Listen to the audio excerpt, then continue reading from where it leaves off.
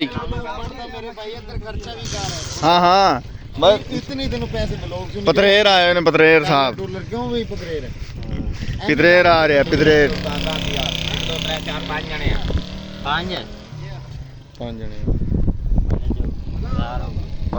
5 चौक 1000 हो गया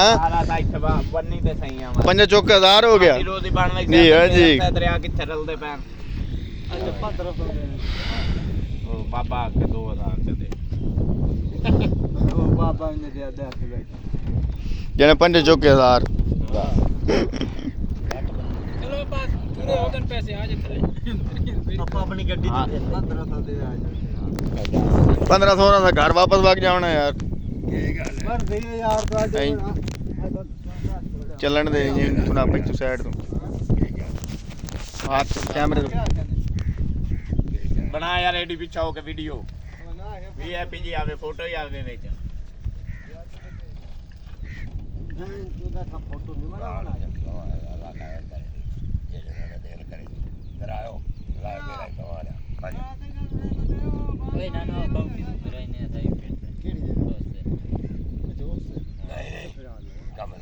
छोटी तो फिर आओ बाबा ये काम खराब है। हाँ अच्छा कर